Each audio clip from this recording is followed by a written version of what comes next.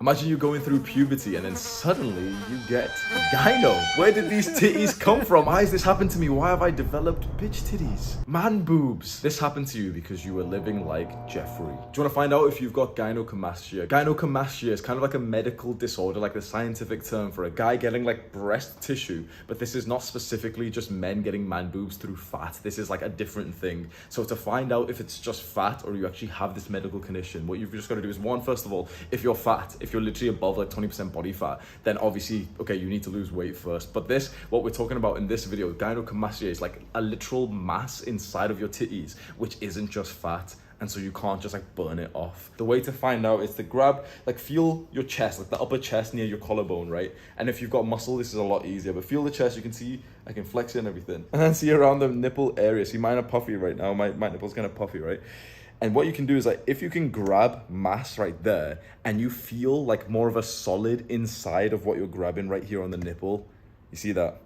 Inside of this right now, what I can feel is this texture like about this big. I can feel like this much of like mass in there, and the mass, like the thing that is gynecomastia, kind of feels like the texture of like a golf ball. You know how it has like ridges. So I have this medical symptom. I have somewhat of a mild version of it, but because I have that mass inside of my titties, my nipple area seems to kind of like puff up, especially when it's warm as well. So it's not like a great look. Like my nipples are probably like twice as big as they should be if it's really warm and I'm kind of puffed up. If I kind of put any level of friction over it within like 15 seconds, you'll see that my chest will look completely normal and my nipples will be absolutely fine. I've come to terms with this now because I'm like 7 years into realizing that I had this medical condition.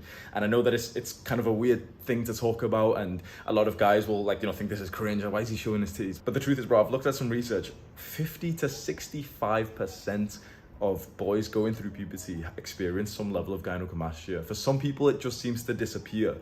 But for the unfortunate people amongst us, it seems to stay even into adulthood. I first noticed it when I was maybe about 15, 16. And like the first symptom that you'll feel is that your nipples start to feel like quite sensitive, quite like painful to touch. Even a little bit of friction will make, you know, you'll feel a little bit of pain, some kind of sensitivity there. And you'll start getting like pokey nipples that will like poke through your shirts, and it's really embarrassing. Your friends will fucking like, your friends will squeeze that shit. I'm able to like, you know, take it lightheartedly now, but it is actually, honestly, it was like the biggest insecurity of my entire life. It was like the biggest insecurity of my entire life. I've lived with this shit for like 7 years straight. I've gotten to the point now where it's like pretty much everyone who comes across me when it's puffy does like, no one really says anything. If anything, I kind of ask them, you know, sometimes I ask a friend like, bro, is it bad? Like, how does it look? Like, you know, I'm really insecure, and they'll be looking at it and be like, oh yeah, like it is a little bit puffy. But when you're going through this shit, and especially because it's such a sensitive area, and it's like, you know, it's your man boob, you're trying to be a man, you're trying to grow pecs, you're trying to look more masculine, and now you've just got like these weird fucking formation of titty mass. It makes you feel like shit. And so by now you'll roughly know whether or not you have gynecomastia. And the one thing I can say first, let's just eliminate the other thing that it could be. It could just be that you've got a high body fat percentage. So if you have, and be totally like, have humility here, because you can have a high body fat percentage without actually appearing like fat. When I was younger, I had a higher body fat percentage, but I was like skinny fat, so I was like skinny, but my body fat percentage would have been like 20, 22. You can be skinny but still have a high body fat percentage because you're a weakling and you don't have much muscle. So ask yourself right now, do you probably have a high level of body fat? Do you have a good amount of muscle? This is like step one. First, determine whether or not you even have it. And if you right now are pretty fat, forget about gynecomastia, remove it from your mind. Just fully think to yourself, okay, I'm fat, let me fix that first. I'd say that you should only think that you've got gynecomastia when you're kind of like slim, not just skinny fat, but more slim and toned. You've got a bit of muscle, you're not like fat anymore. And then you literally see some like titty mass, which is like not going away even though you're lean. I don't even have anything to add to this video, to be honest, bro. I'm just sort of stood here. Cope. Why is it cope? You want me to just sit with my tits out? Yeah, bro's got bitch titties, bro. The thing is, Hamza has made me aware that I perhaps have a little bit of gyno. I'm genuinely just not insecure about it at all. I think I'd be a lot more insecure if it was like worse, but I don't think it's that bad. Yeah, it's not. And it's like, I only noticed it because Hamza pointed out, because his like prestige level 7 like gyno enthusiast, he knows every little bit of information about gynos. He's like, yeah, you got gyno, bro, one of us, like, and I was just like, yeah, whatever, bro, you fucking crab. It doesn't seem to like mentally affect you, and I'd say I'm at the point now where like I'm kind of used to it and I'm just living with it, and like it's the smallest thing for me where when I notice it's really puffy, I literally just give it like the old like little bit of friction and it just kind of goes away. for like 30 seconds. That's enough to secure your first impressions with someone as like as a non-gyno. So when you give it a little bit of friction, obviously the mass is still there, but it's kind of like when you put any level of friction on your nipples, they get like harder. So that's like a quick tactic that you can use. So I'm pretty much used to, like, for example, taking my top off in like locker rooms or anything, and just quickly kind of, before I take my top off, or before I take my top off before I'm like with a girl, I kind of just give it the smallest level of friction. And I'm at the point now where I'm realizing, like, yeah, that's probably not even a good thing. I'd rather be totally present in the moment, especially in those intimate moments. You don't want to be thinking of this shit. But if you're a young man watching this right now and you've went down this rabbit hole thinking, okay, I've got gynecomastia and there's no cure for this shit apart from just getting surgery, and surgery is like really expensive and it's quite like a very intrusive experience. They literally cut open your nipple and like grab the fat mass out and like stitch it back up, and then you have like a weird looking scar and like your nipples look weird anyway. So it's kind of those where it's like you're fucked. If you've got this, you are pretty fucked. But there is like mindsets which I found are more beneficial than the actual treatments options available, because I fully had this nihilistic sense when I realized that this is something that I had, and I felt like shit, and I was, you know, watching YouTube videos and everything. Just fucking black pilled. Yeah, pretty much. You get like it's over for Corey Sol. You get like a sense of like hopelessness with this, because it's so sensitive, looking more like a woman when you're a young man and you want to appear more masculine. And I can explain to you, you know, the scientific reasons for why this happens, and there's better videos out there into if you want to know about the scientific part of like estrogen and testosterone and all this.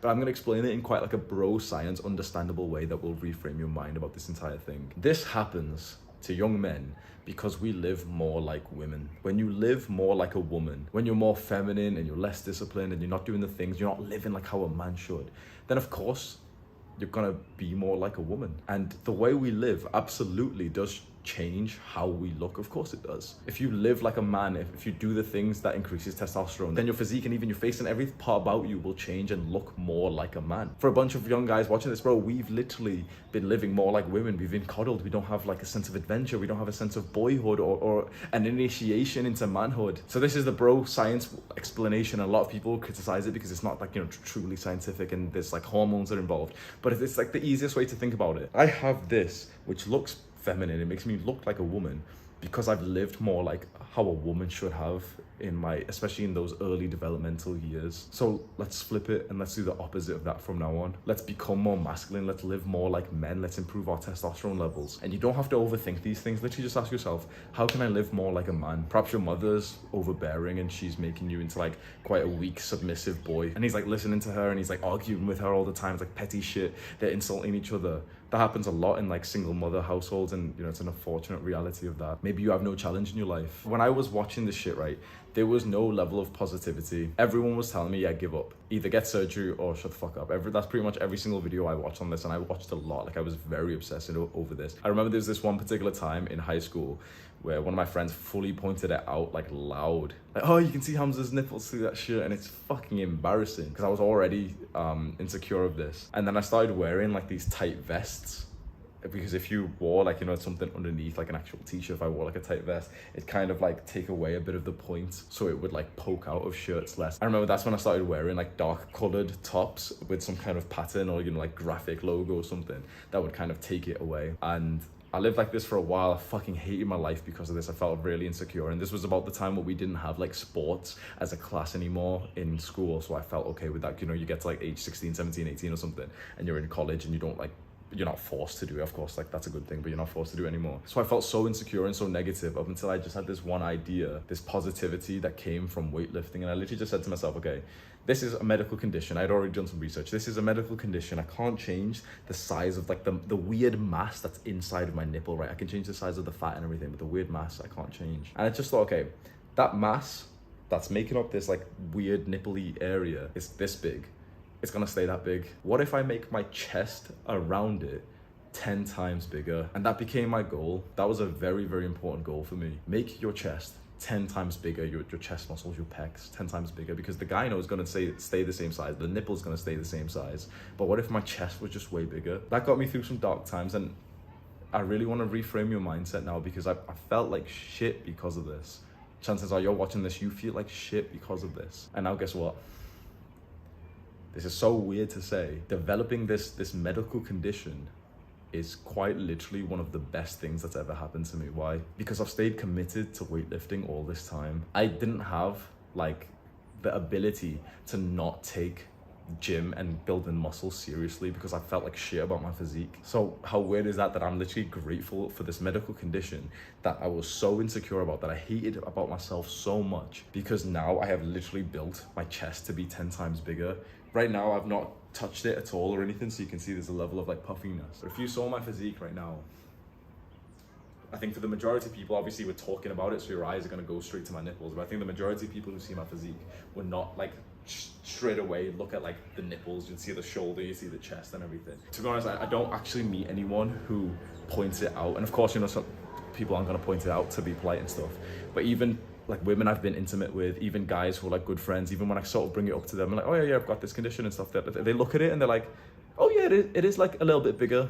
It's something that they didn't even pick up on beforehand. Not to put you down, but this is not to say like, oh, this will happen to you right now either, because chances are you haven't been to the gym for 7 years, for 10 years yet. You haven't built your chest up yet. So you have like the same, you know, mass, the same gynecomastia size in your chest, but your pecs aren't big to make it look smaller in as like relevant to each other. That's when it looks really bad. Because imagine, okay, you see like my nipples are kind of puffy, right? They're not like small or anything, but it doesn't look that bad compared, like with the rest of my chest, it doesn't look that bad. Imagine if I didn't have any of this chest muscle. Yeah, it'd look fucking shit. Yeah. Imagine if this is the same size, but I didn't have any of this, you know, my entire body's smaller. It just is like proportions it all out. This, you know, one of the tests I always did, I thought this would change, but this is like literally, I would just see how many fingers it would stick by. And I've not done this in fucking ages, but I guarantee it's still 2 fingers.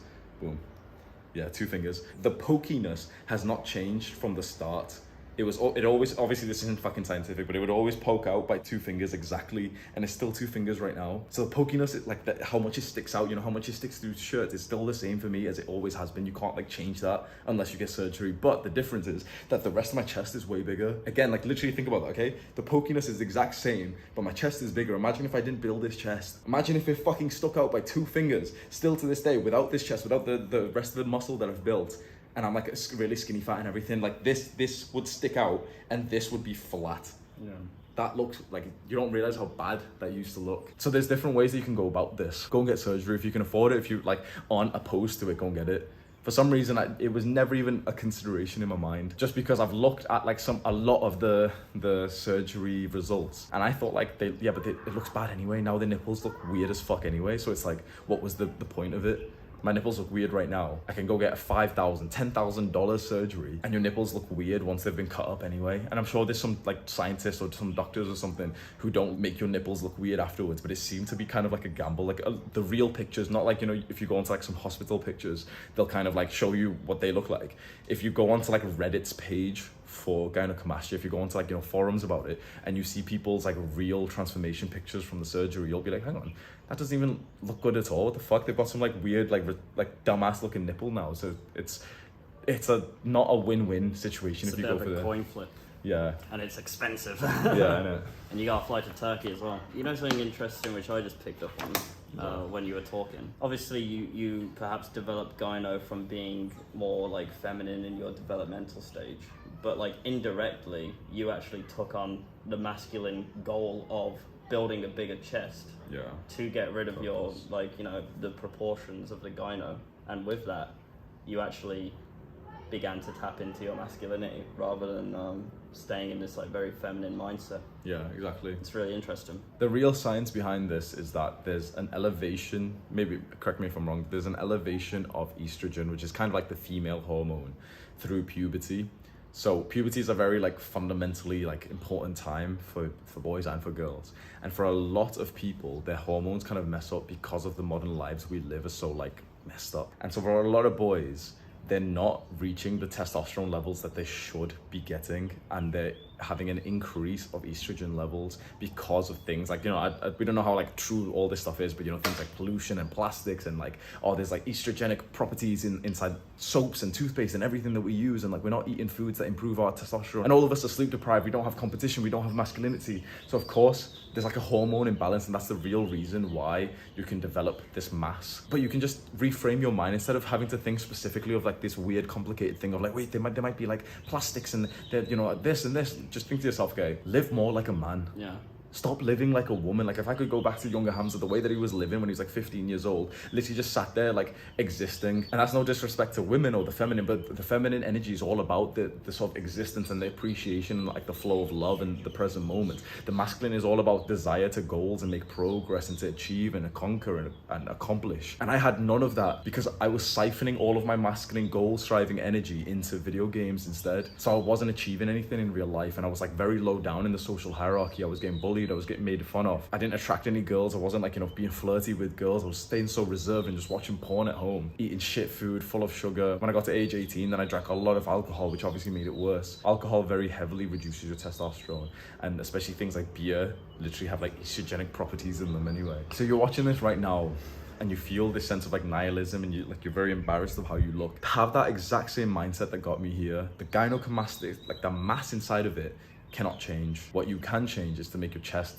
way bigger and also to make it leaner. Get into that bodybuilding lifestyle, and I'm not talking professional bodybuilding where you've got to wear Speedos and like perform on stage, but get into the weightlifting or calisthenics. Build your body, build like an aesthetic looking chest, because with a bigger chest, bigger pecs, which you'll develop through weightlifting and calisthenics, through resistance training. It's just the mass of gynecomastia is gonna look smaller in comparison. Make that one of your goals. And also as like a side quest, think to yourself, okay, live more like a man, stop living as much like a woman. There's a reason why you've developed this. And it's so easy for all these like sophisticated motherfuckers to tell you, well, yep, it's genetics, so there's nothing you can do. I fucking hate that like little wimp thinking of like, oh, but it's genetics, so that's that. That's complete and utter like wimpy thinking of like, yep, it's genetics. No. How about we take some control for this? How about we don't say it's genetics? How about, yep, it's because I was living more like a woman. Yep, because I wasn't living like a masculine man should be, like a young man should be. Now we have control. Now we have a level of strength about it. And I think that's so important to like not give up hope. I think the power of belief is really important, guys. And I think if you do tap into your masculinity, which is something which is a big theme of what I'm doing on this trip, you are absolutely going to benefit in every possible way. You're kind of nothing without goals and purpose. I used to describe myself very often as flowing down the river of life, just living day by day, and like we'll see what happens, see where I end up, guys. That's really fun. I used to think I was like really quirky, but it's actually fucking sad. It's really, really, really feminine. I've started to set some goals here, and I've never felt more fulfilled and more purposeful, more productive, and more happy in my life. And again, very interestingly, like Hamza indirectly started to tap into his masculinity very early on by setting that goal of like, oh yeah, I want to get rid of this fucking guy now. I want to like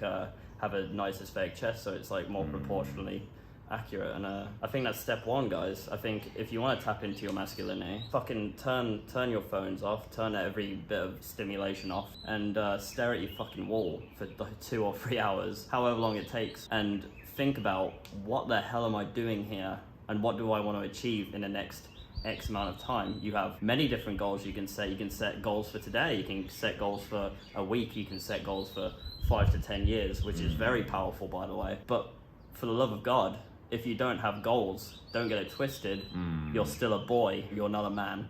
Absolutely. Just because you have a penis doesn't make you a man. Set some fucking goals, guys. And this seems like weird advice to be listening to on a video about gynecomastia, because you probably wanted to hear about like, oh, the 6 superfoods that will help, and like, oh, the exercise that will help. It's like, you've got to break down the fundamental reason why so many young men and more young men are experiencing this. Because if it was purely genetic, then technically the rates of gynecomastia should stay relatively the same, but it's growing exponentially, like 50%. So either you or your friend has probably developed a bit of fucking gynecomastia that's higher than it used to be. So we can talk about the symptoms and the band-aid cure for this, which is like surgery and stuff, but there's got to be like one big fundamental, like one reason for why this is happening and why it's happening more and more. And it seems like common sense. It seems like a good explanation to me that it's happening because we're just living more feminine lives as young men. Yeah. Is it no surprise when you really see that correlation, that cause, okay, we're a lot less masculine, we're a lot more feminine,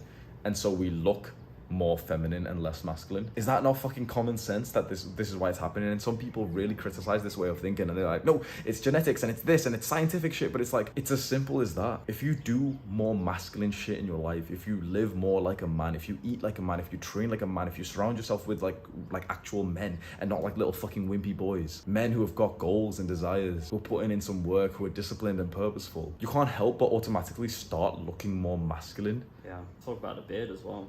Yeah, this is something I've gotten like hate for. I've said this previously on like a live stream. Your beard, your ability, like I had a full beard, but I've shaved it off and everything. But your ability to grow a beard, I don't think it's genetics like everyone else says. You certainly have this genetic kind of decision whether or not you have the ability, that like, you know, absolute potential. Could he have a beard or could he not? This is checked off at birth, and it's like, okay, he has the potential to grow facial hair. Some people just simply don't have the potential to grow any kind of facial hair, fair enough. But the majority of men actually have the potential to. But the majority of men aren't being able to grow, especially till like later on. You know, you hear stories about like our father's generation. Those motherfuckers had beards at like age 16. Now we're getting to like 25, and that's when like a lot of men our age is like starting to get the smallest amount of stubble. Why? I said before on a live stream that the reason why is because we're not taking responsibility. If you take responsibility, you will get your beard. And that seems so wishy-washy, so bro science-y. Still to this day, I'm proven right by everyone I meet. You live more like a man and you start growing more facial hair. This is the most you've ever been able to grow, and you didn't shave that long ago. Yeah, I shaved about 5 days ago. You didn't grow this much usually, did you? No. I've always had like a shitty little patch here, and then like some like pussy little, you know, prepubescent hair there, and like literally some like straggly hair. Yeah. It's coming through. And why do you think that is? You Definitely, know, like genetics. Were you just genetically supposed to get it at this age on this month, or was it activated because you've been living literally like a man recently? So now you're starting to look more like a man. We've been doing ridiculously masculine stuff. I think another good thing to tap into your masculinity, guys, is just living just beyond your edge of comfort. Like, comfort is absolutely the killer of man. And if you live every single day constantly just beyond your edge of comfort, I've been doing very uncomfortable things here, you will become more a man. And those things which you found uncomfortable, not so uncomfortable anymore, and you continue to progressively overload that until you are literally a fucking gorilla. You are a warrior. I love that saying. That's from Way of Superior Man. Yeah, it is. I've been reading The Way of Superior Man. I've mentioned that book honestly 15-20 times in the last few videos. If you haven't gotten it already, like, you don't understand how much I've been pushing this one book onto you. If you've watched this far of the video, if what we're saying really relates to you, there's a book titled The Way of the Superior Man by David Dida. It's an absolute, like, full on, like, it's the book that I've probably recapped the most right now. Like, I go through the chapters again. It's literally like a blueprint for masculinity and manhood, and you don't even realize how wrong you've been living up until you read that book and you're like, oh shit, so that's why that was happening. So that's why I was a little bitch. So that's why I was so feminine. I've been so feminine for my entire life because we didn't even know what masculinity even was. You've never had someone even tell you that before. You've never had someone even tell you what feminine energy is. We just kind of guess, and we say like the socially desirable answers. Oh, masculinity is strength and power, and it's honestly, it's kind of like, it's a bit of a stereotype that, like, oh, I don't understand women. Like, oh, women are just so hard to understand. Yeah. And it's like, yeah, you can learn. You can fucking learn. Yeah, you absolutely can learn. Obviously, like, some shit is just gonna be like quite bizarre, and like, you know, you don't have to understand everything, but like, you can absolutely understand the differences between masculine energy and feminine energy. There's so many good quotes and so many great chapters in this book, and one of them that Sam just said is that you as a man should always live just beyond your edge, your comfort. It's kind of stereotypical to talk about on YouTube, and a bunch of YouTubers have spoke about this, but there's a big reason why. Like, you don't even realize that you watching this, like, I'm literally speaking to you have been living in comfort. You know, it's so easy to think, oh yeah, you know, the majority of men, 90% of men have been living in comfort, 90% of men are unattractive, most guys are feminine. Bro, you have been living in comfort. I have been living in comfort. Dumbass plane, bro.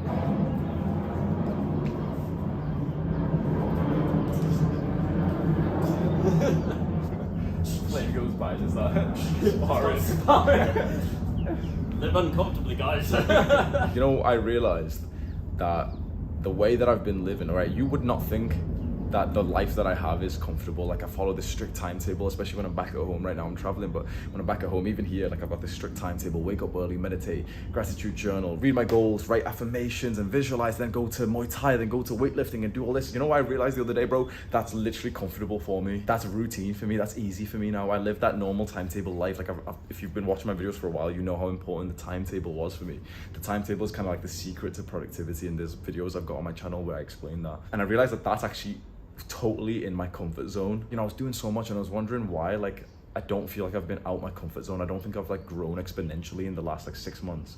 And I realized that although what I'm doing seems incredibly hard to a lot of people, like I'm living this strict, like full on timetable life. You know how you used to have in school, 9 a.m. is this, 10 a.m. I'm gonna read, 11 a.m. I'm gonna go to the gym, like fully every day following that as best as I can. I realize, okay, I'm used to that now. What's actually harder for me is to be a bit more spontaneous and go out and like meet more people and do like interesting challenges and actually travel and like have these experiences. That's way harder for me. That's way more unnatural for me. So that's like one of my recent goals, is actually like to get out and be around life more, and that takes like a level of spontaneity which is outside of my comfort zone. For you it might be the opposite. For you it might be that your comfort zone is just kind of like living your life day to day, wishy-washy, not knowing what to do, and like, oh, you know, I've got that assignment, I've got that work thing that I should do, but you know, I'm just gonna keep pushing it off. Do it later, like, yeah, that's probably your comfort zone. So maybe what you need to do is get out of your comfort zone and then structure your life in a way that they have in like the military way. Okay, at 5 a.m. wake up, 6 a.m. train, 7 a.m. meditate, 8 a.m. break your fast, like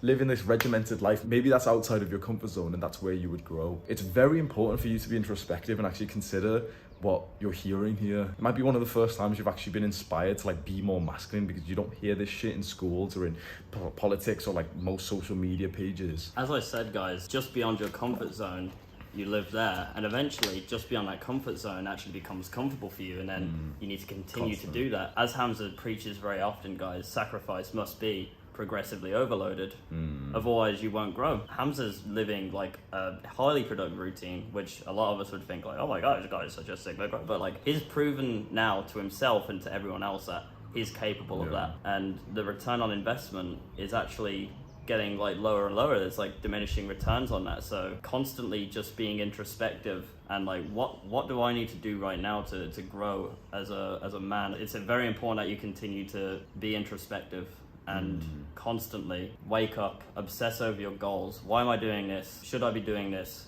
X, Y, you know, constantly.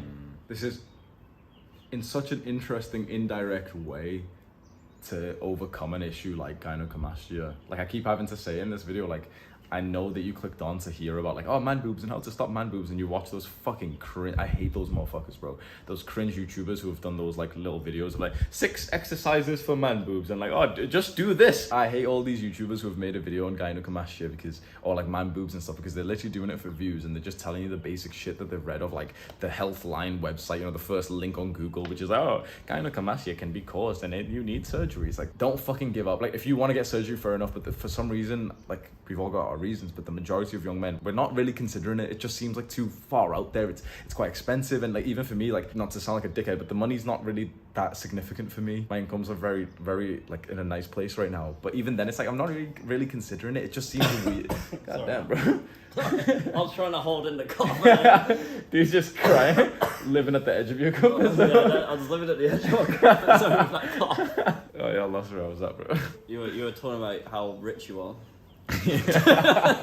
I thought at some point it was like, oh, I'm not gonna get it because it's too expensive, but I realize now it's just because it's so fucking intrusive. It's bigger of a surgery than you think it is. Like you have to wear like a vest and shit, and you have to like sleep in a weird way, and you can't go to the gym for like 6 weeks and stuff. That's so like intrusive, and fair enough, you know, I've dedicated 7 years to avoid those 6 weeks of not being able to go to the gym. At least for me, like that power of like positivity and that reframe into more like of a masculine way to live with like weightlifting, and then eventually diet, and then eventually like brotherhood, and like those, you know, those like things that improve testosterone, like eggs and sunlight and vitamin D. Literally, this medical condition, gynecomastia, was the start of all this. So maybe if there's one final thing I can say to you is just reframe your mind about this, and don't so much see it as, you know, the problem, which is like, you know, it's so annoying in your mind. See it with that title of the book, The Obstacle is the Way. That this obstacle right now is something that you're actually going to be very grateful for if you take the right steps. And a lot of guys don't. A lot of guys just give up, and they're just so upset that they've got some like handicap. I said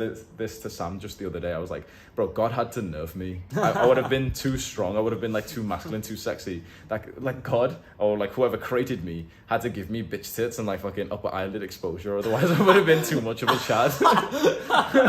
And that's fine, bro. Okay, I'll take the challenge. Let's see how far I can get anyway. But I literally have this physique because of this medical condition, because I just used it to inspire and motivate me instead of just being sat there and like continuing to feel down about it and hope that you've gotten some level of inspiration from this, and you just have this like arrogant, aggressive mindset, like, yep, I've got bitch tits, but I'm gonna grow my chest to be 10 times bigger. My pecs are gonna be 10 times bigger, but the nipples and the gynecomastia mass is gonna stay the same size, so you won't even notice it anymore. You can subscribe to our channel if you want to. Welcome to the cult. Do the hard work, especially when you don't feel like it. Mwah.